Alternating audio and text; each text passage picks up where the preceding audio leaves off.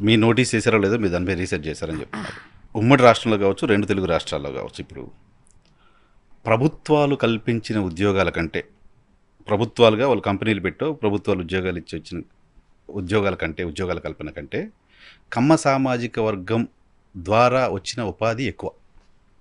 వాళ్ళు పెట్టిన కంపెనీల ద్వారా, వాళ్ళు పెట్టిన ఇండస్ట్రీస్ ద్వారా వచ్చిన ఉపాధి ఎక్కువ. సో అది చాలా పెద్ద కాంట్రిబ్యూషన్ దేశానికి. అది కనీసం చెప్పుకోలేని పరిస్థితిలో ఎందుకున్నారు మీరు? అదే చెప్తున్నాను, ఎవరో ఒకళ్ళు దీని మీద ఈ డాటా సేకరించేసి ఎప్పటికప్పుడు ప్రజలకి సమాచారం సేకరణ ఇవ్వాల్సి వస్తుంది. హ్మ్. ఈ రోజుల్లో భగవంతుడికి కూడా పబ్లిసిటీ అవసరం. హ్మ్. ఆ మాట ఎందుకు అంటున్నానంటే, అవును. తిరుపతిలో బ్రహ్మోత్సవాలు చేస్తున్నారని చెప్పేసి పబ్లిసిటీ చేస్తేనే మనలాంటి భక్తులు వెళ్ళేసి ఆ బ్రహ్మోత్సవాల్లో పోవాలనుకునే వాళ్ళు వెళ్తారు. అటువంటిది పబ్లిసిటీ అనేది అవసరం.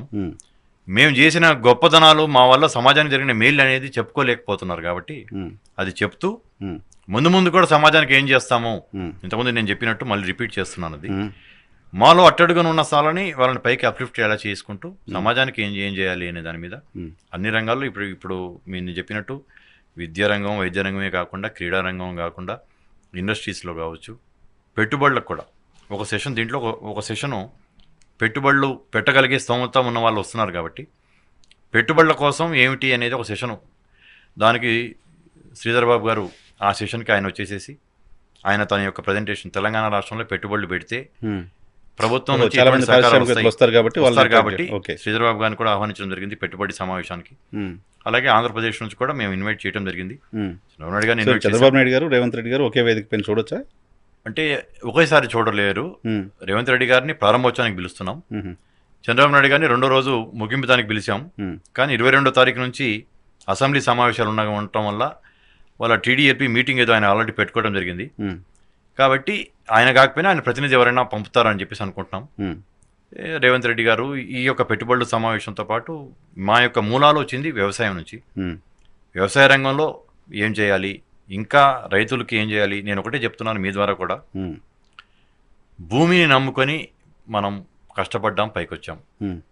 మన యొక్క రక్తాన్ని చెమటగా మార్చి కష్టపడ్డాం, అన్నదాతలుగా పేరు తెచ్చుకున్నాం, అన్నదాతలం అయ్యాం. సాధ్యమైనంత వరకు మా సామాజిక వర్గం వారికి నేను మీ ద్వారా ఇస్తున్న పిలుపు ఏంది కానీ అప్పీలింగ్ ఏంది, వ్యవసాయ భూములు అమ్ముకోవద్దు, వ్యవసాయాన్ని మన మూలాలు మర్చిపోవద్దు, భూమిని నమ్ముకుందాం, కష్టపడదాం. మీరు చేయలేకపోయినా ఎవరికైనా చేసేసేని కౌలుకి ఇచ్చైనా సరే భూములు అనేది చేతిలో ఉంచుకోండి. దానివల్ల 4 రకాల మేళ్ళు ఉంటాయి. ఒకటి, వేరే సామాజిక వర్గాల వాళ్ళకి ఉపాధి కల్పించడం అవుతుంది, అన్నదాతలుగా మనకున్న గుర్తింపుని కోల్పోకుండా ఉంటాం. అలాగే ఎవరి చేతిలో అయితే భూమి ఉంటుందో, ఎవరి చేతిలో ఇది ఉంటుందో, వేరే సామాజిక వర్గాలు, కుల వృత్తుల వాళ్ళు కావచ్చు, వాళ్ళందరూ ఈ యొక్క రైతు మీద ఆధారపడి ఉంటారు. రాజకీయంగా కూడా అక్కడ నుంచే ఒక పట్టు అనేది పెరుగుతుంది. అంతే కదా, భూమిని పట్టుకుని ఉంటే కదా పట్టు. అది మనం కోల్పోతున్నాము. నేను ఇంతకుముందు చెప్పినట్టు ఒక టైంలో 50 మంది ఉండే వాళ్ళ వల్ల మొన్న ఎలక్షన్స్కి ముందు చూసుకుంటే 2 రాష్ట్రాలు కలిపి 19 మంది